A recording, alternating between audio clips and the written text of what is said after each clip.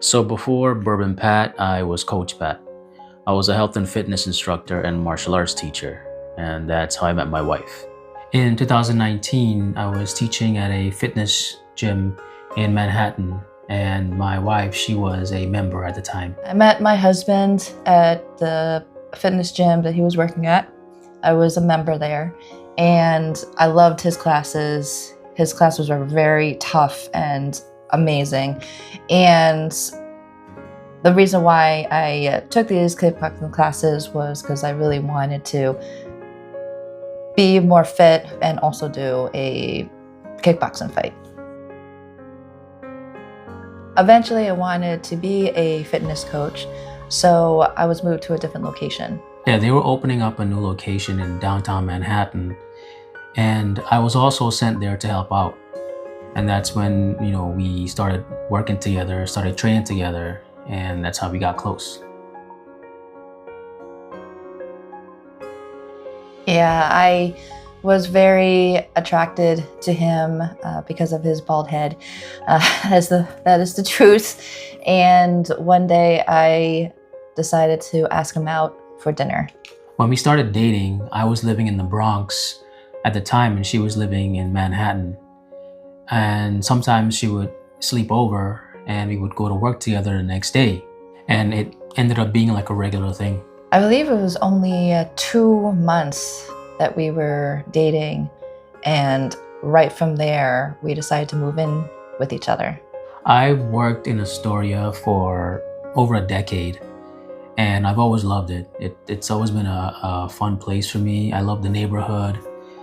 And so I mentioned to Jess, I said, hey, would you want to move to Astoria? And without hesitation, she said, yeah. I always thought to always take a chance. I always lived in Manhattan all my life, so it was very new to me to move to a different location in New York. So that's when I realized how much I really, really loved him and decided to move in. I mean, it was really fast. I mean, it was probably too soon, only 2 months. But I mean, like I said, it became a regular thing that she was staying over. And I was like, why not? Let's just, take a chance, move in together. I mean, it only took us like, I think a week or 2 weeks to find a place. It was that fast.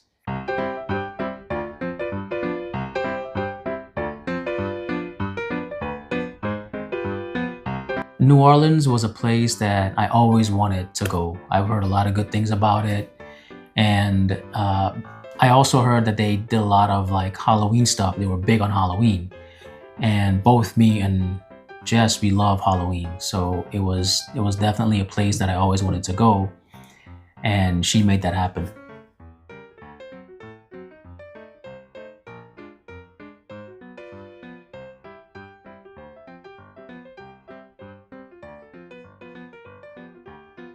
Yeah, I've been to New Orleans 6 times before I met Pat, and I've always loved it. I always loved the traditions and also the Halloween aspect of it. Yeah, that was the same year we moved in. We moved in 2019 in July.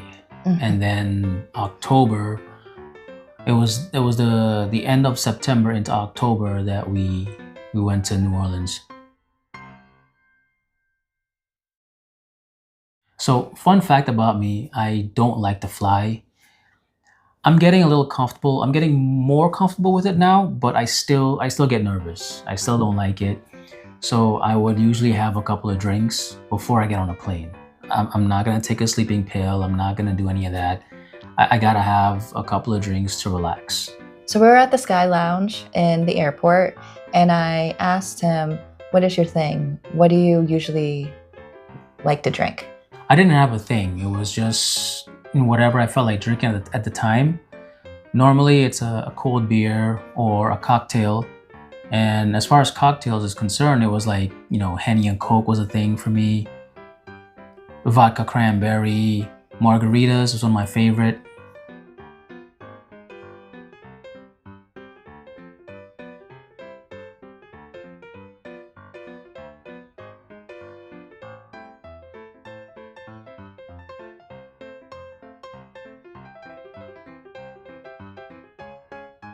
I'm more of a sake and wine drinker, but I knew that Pat was a sweet tooth and he loved chocolate, and so I suggested a old fashioned.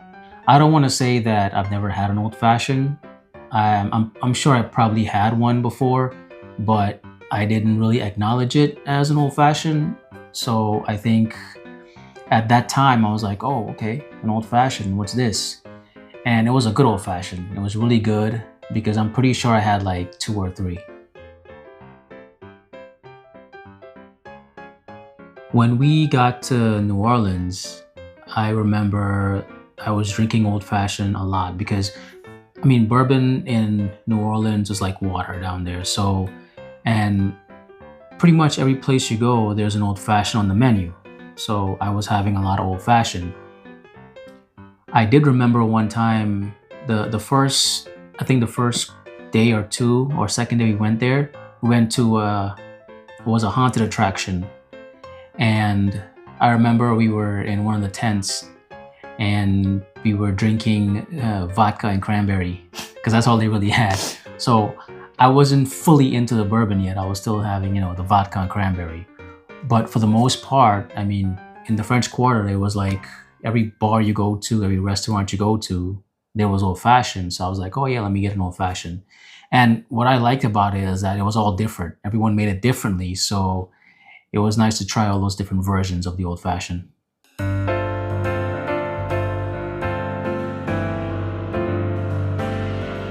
There were a few times when Jess encouraged me to try it neat. And I still wasn't ready for that. To me, having it neat was like having a shot. That's what I thought of, having something neat was just taking a shot. Because I'm so used to drinking cocktails, always mixing and whatnot. But she kept encouraging me, and eventually I just started to slowly get used to it. I was mostly into just the smooth stuff, like something light and easy to drink. Nothing too harsh. Pat and I was watching one of the movies of John Wick, and I saw Blanton's in the movie, and I told him that he should try that one. It was a nice looking bottle. I had the horse on the top, and I thought it was pretty cool. So I was like, yeah, let's see if we can find it, try it and see if I like it. And I don't remember where I first tried it, but it was good. I liked it.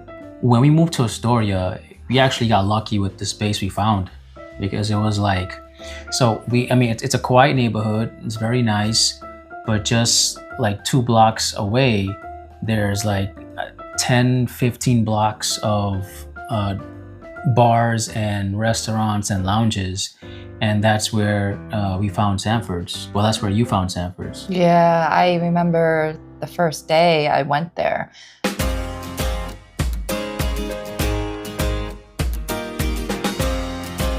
I got off the subway off Broadway, and it was literally right there. And I usually had a glass of wine and dinner there before I even took you there. Yeah, because that was before COVID. Mm-hmm. That was before COVID. That was before we went to New Orleans. Exactly. So I wasn't really into the whiskey stuff yet. Right. I remember we did have lunch there a couple of times outdoors when, like after COVID, when COVID was, being over with and there was outdoor seating, and we did have, food there a couple of times, but we didn't necessarily go in. I mean, you went in, but I didn't really go in to see the whiskeys and bourbon and stuff like that until after things started to get more, I guess, normal, when everything was back indoor seating and whatnot. That's when you told me about it and you said, hey, you should come to Sanford's. They've got a huge selection of bourbons, and they had my favorite Blanton's. So that's how that all started. When I first walked in there at the bar, I was like, wow, it was like a huge selection of bourbon, but not just bourbon, it was just whiskey in general, Scotch, Irish whiskey. But for me then, it was all about the bourbon. I'm a huge foodie at heart. I love trying all different foods, and I introduced Pat to a tasting menu. Yeah, I didn't know what a tasting menu was, and until you told me about it. But I always used to. I mean, I never saw food in that way, unless it's like junk food, like pizza and burgers, things that I like to eat. For me, it was more eating food for nutritional purposes, especially being a fitness coach and into martial arts and bodybuilding. I was eating for nutrition, getting my protein and stuff like that. So I never looked at eating food like paying attention to it or acknowledging it for taste and whatnot. So that was different for me, and I felt like when you introduced me to tasting menus, that kind of helped me develop my palate to like pay more attention and say, oh, so that's what that tastes like, that's what that smells like. And I think that really that definitely played a huge part in helping me like slowly getting good at doing bourbon tasting and picking up certain notes and stuff like that. Blanton's was, I believe, the first bourbon that I really started to pay attention to with the tasting, because I was actually, so at Sanford's had their barrel pick, their Blanton's barrel pick, and I didn't know about barrel picks and what they really are. So I thought it was just the standard single barrel Blanton's I was drinking, but it wasn't. And until one of the bartenders told me, oh, it's their barrel pick, and then he started to explain to me what a barrel pick was.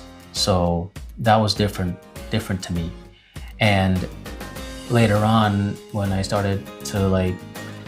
noticed the difference between their barrel pick and the standard Blanton's, I'm like, oh yeah, it does taste different. And I like their barrel pick better than the standard Blanton's because it had a lot more flavor. It was more rich. What I also liked about Blanton's was when you told me about the toppers, Yep. the horse toppers, that they spell out Blanton's, and they have it's like a race from beginning to end. The Blanton spells out a race.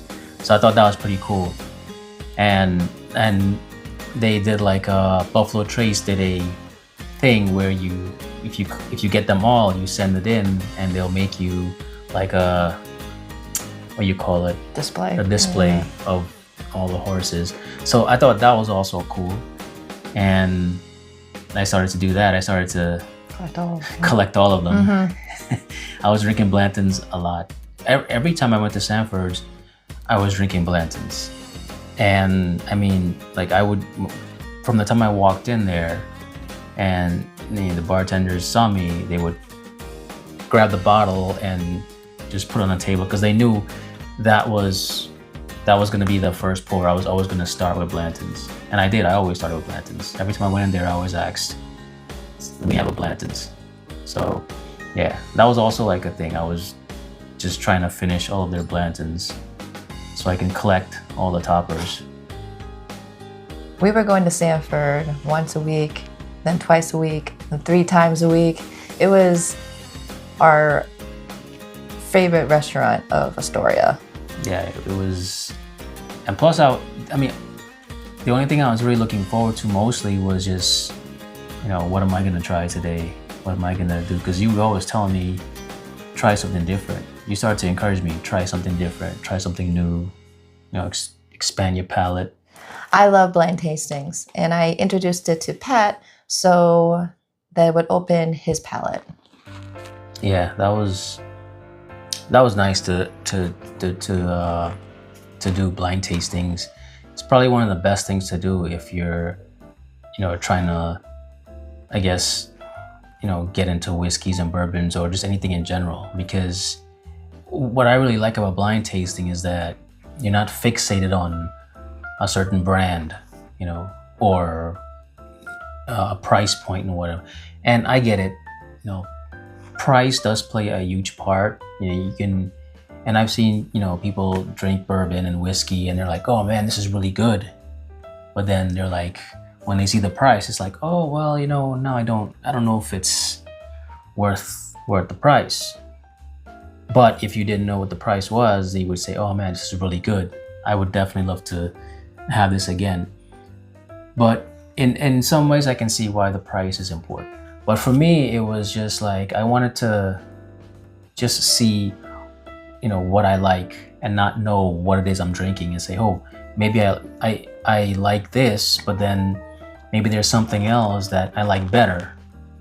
Not knowing that it's what kind of brand it is. So blind tasting, I thought, was like the best thing you can do. And you would even throw Blantons in sometimes, but it was like You easy, knew. easy. Yeah, I knew it was easy for me because I, like I said, I drank Blantons every single time I went there. So I just got so used to the taste. It was easy for me to pick out.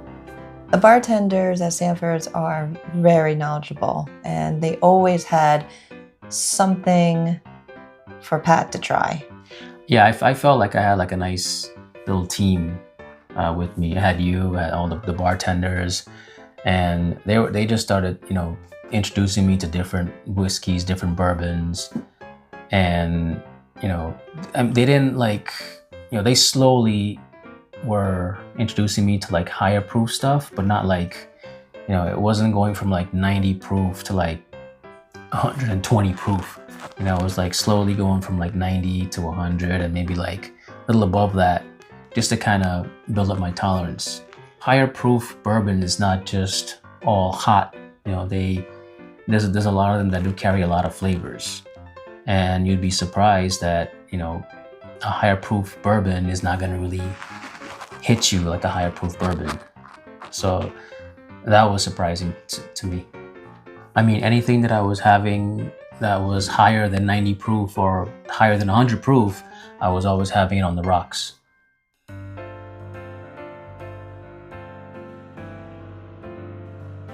I am a rye girl. I love ryes because they're very spicy, and Pat has a sweet tooth. He loves chocolate, so that's the reason why he loves bourbon. Yeah, but you tried to get me into trying ryes, and I didn't like it at first. I mean, the first couple of times, I didn't really like it because to me, ryes were like, even the lower proof ryes were drinking hotter because of the rye spices. It just seemed more hotter. And like you said, I'm a sweet tooth, so I wasn't that much into like the spicy stuff. So yeah, ryes weren't doing it for me at that time.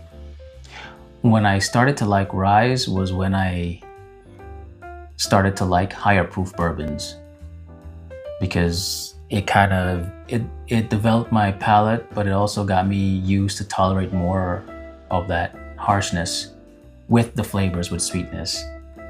And then you started to throw in ryes once in a while in the blind tasting. Mm-hmm. At first it was hard for me to pick up. Like I didn't know the difference between. Yes, you did. Not at first. At first I didn't know the difference between ryes and bourbons. But you knew, you could tell. I could tell because I was like, because I would even ask you sometimes, it's bourbon or a rye, because I couldn't tell. And in the beginning, I did get it wrong a couple of times. I'm like, it's a rye, and you're like, no, it's not a rye, it's a bourbon. So it was, I wasn't that good or that well developed to separate a bourbon from a rye. So it took a while. Do you remember when you started liking high proof? I don't remember exactly when, but I do remember when one of the bartenders brought me a bottle to try, and I want to say it was a rare character, because I remember it was one of those, a tall skinny bottle, and it was like 120 something proof. And he said, give this one a try. Just trust me. You're gonna like it. It's got a lot of flavors, but it doesn't drink that hot. And I was a little worried. I'm like, I don't know. And you were like, oh, just try it. If you don't like it, we'll try it on ice. So I tried it and I was like, oh, I like this. And you were surprised because I was like, oh, this is really good. I think that was when I realized, like, okay, this is different. And I slowly started to like what I used to hate. Eventually the time came when I started to like rye a lot, and I was trying a lot more rye. And so Blanton's was like my number one bourbon for like, what, 3-4 years, right? And then I remember trying a Jack Daniel's barrel proof rye. And that was like, wow, this is really good. And that was like 130 something proof. And that was hot. But the flavors in there was just, it was just so good, so well blended. And I'm like, I think I found the new number one. So I thought that was like interesting, going from a bourbon being my number one to a rye being my number one. So it just shows, like, I turned him to my side. Yeah. The rye side. Yes. So always after dinner, I usually have either a bourbon, a rye, or a scotch, or even a cognac. So I introduced Pat to different scotches. And at first, he really didn't like it as much because the proof wasn't high. It also was very apple, fruits, a lot of fruit notes. Not really. I mean, the fruit notes. You didn't like it that way? No, what it was is I wasn't used to the high level of smokiness it had. Oh, some of them do. But it had, it was a different kind of taste. It's a different kind of what do you thought it was? whiskey. It's like barbecue? What do you think it was? Not really. It's more of like the thing is, when I think of scotch, like before this whole thing, when I think of scotch, I used to think about scotch being like a very harsh form of whiskey. You know what I mean? So for me, it was like scotch. Back in the days, probably. Yeah. But also, I wasn't used to those kind of like that kind of flavor. It was definitely something different from bourbon. So I think it was the smokiness and like some of the spices. It wasn't something that I was into. But then it was on our wedding night, wedding day. My cousin, he said I got a bottle of scotch. It was a Glenfiddich 15-year that he's gonna bring for me. He's more into the scotch. So, and I'm like, yeah, I don't, I'll give it a try, but I'm not so sure. And he's like, trust me, it's good. You're gonna like it. It's smooth. I said, okay, sure, I'm open to it. So the day came, on our wedding day. He brought the bottle. We opened it. We tried it. He said, just all you gotta do is put 1 small cube of ice in there, let it chill for a few seconds, and trust me, you're gonna like it. And he was right. I was like, okay, this it's not bad. It's really good. And after that, that's when I was like, okay, I started to try scotch here and there once in a while in between bourbons, but I was still kind of hesitant. And then he also recommended other kinds of scotch that he thought I might like. And that's when I'm like, all right, I need to open up. Well, you were telling me to open up my mind and just, give it a try. Try it.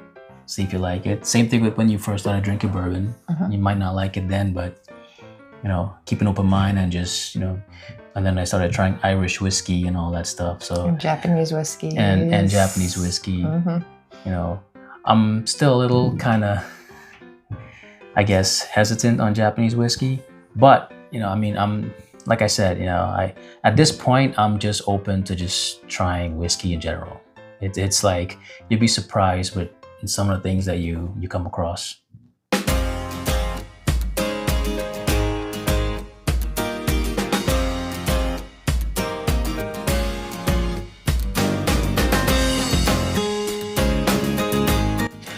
I used to see all these videos on social media, people doing reviews on food, desserts, drinks, and stuff like that. And I always wanted to do something kind of like that. So it was either between chocolate or, I guess, bourbon. Because I didn't really think of anything else. You know, I mean, everybody was doing food, so I'm like, Yeah. I don't want to be doing food as well too. Maybe something different that nobody else is really doing. So I'm like, well, I do love chocolate, but then I'm like, yeah, but how much chocolate can I eat every day, right? I mean, you can. I can, but then, you know, the downside to that is pretty bad. So chocolate every day. I mean, I don't know. And I'm already a sweet tooth, so I don't think that would have been a good idea. That would have been a good idea. So I said, well, you know, I'm getting into this bourbon thing, this whiskey thing. Yeah, why not do bourbon whiskey reviews, right? And so it was August 10th, 2024. I did my first review on TikTok at Sanford's.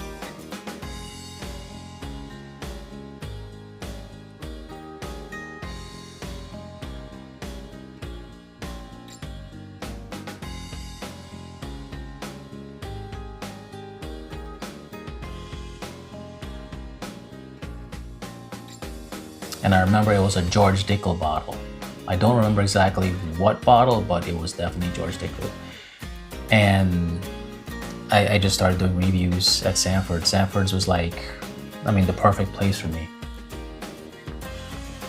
Eventually, I started to venture out more and try to find other places that had, you know, a good selection of whiskey.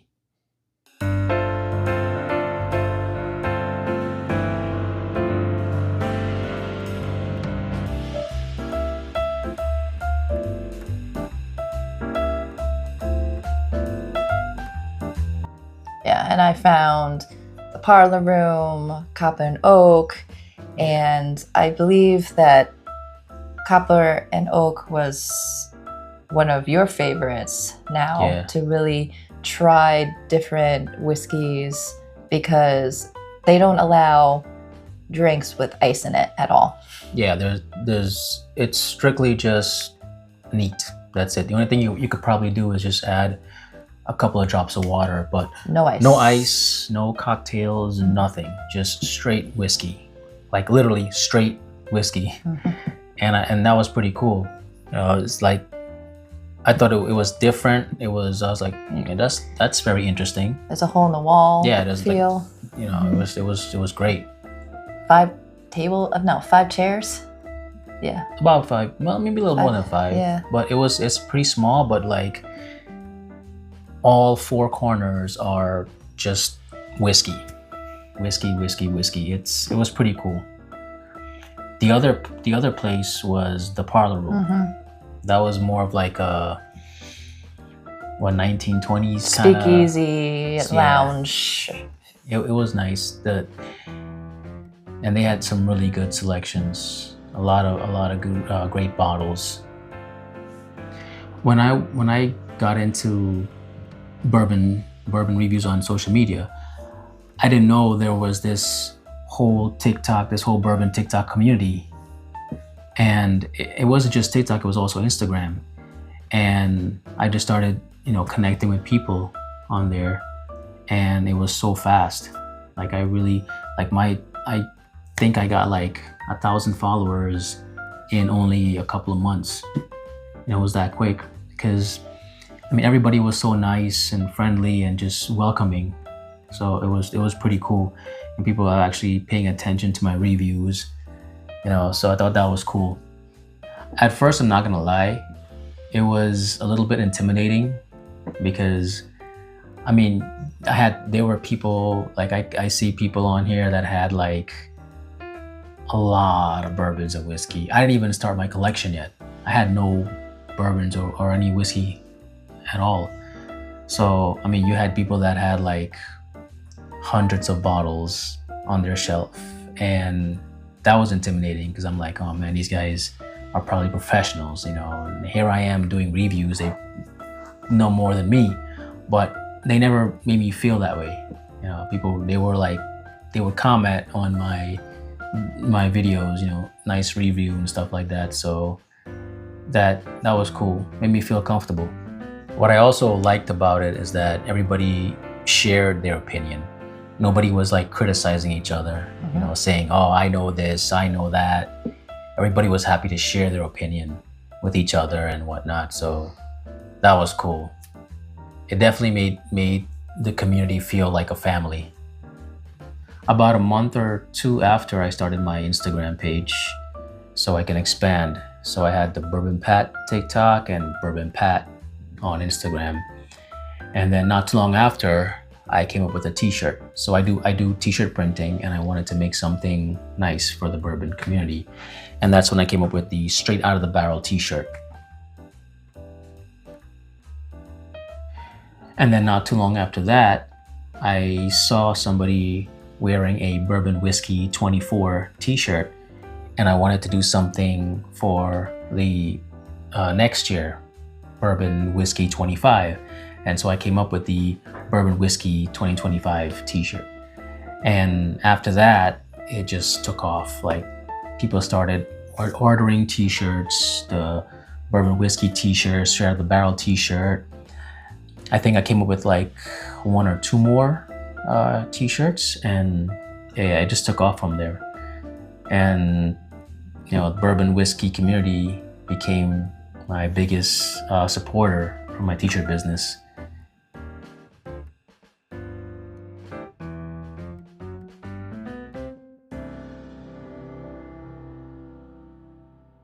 I learned about the Kentucky Bourbon Festival back in 2024, and I knew that I wanted to get VIP tickets, and I was able to get them and have it as a birthday / Christmas gift for Pat. Yeah, it was. She gave me a huge surprise on Christmas Day, so I was excited for that. And I was just looking forward to it, even though I had to wait almost a year. But it was worth it. It was worth it. I had a lot of time to plan for it. So, and I was also, that's when I started to build my collection. I think I started with like 4 bottles. And so I already had plans on like, okay, I gotta bring back, X amount of bottles. But I think eventually, as time went by, I didn't really care to bring back so many bottles, because I just wanted to have bottles that I would enjoy at home once in a while, because I have Sanford's. Sanford's is literally in my backyard, so I can go there and have a drink, have a pour whenever I want to. So what's the point of me having hundreds of bottles at home? Doesn't make any sense. So as we got closer to the festival, I'm like, okay, maybe I just want to bring back maybe 10 bottles at most, maybe 15 bottles. But of course, when we got there, that didn't happen. We got 24. 24 bottles, that's right.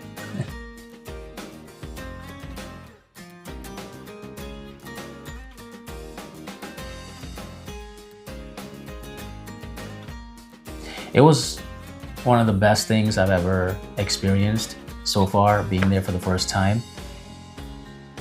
I was finally able to meet people from TikTok, Bourbon TikTok, and Instagram. So that was pretty cool. Meeting the distillers, the people that make these great whiskeys. So that was really cool. Overall, it was a great experience. It was definitely a great experience, and I'm definitely looking forward to it next year.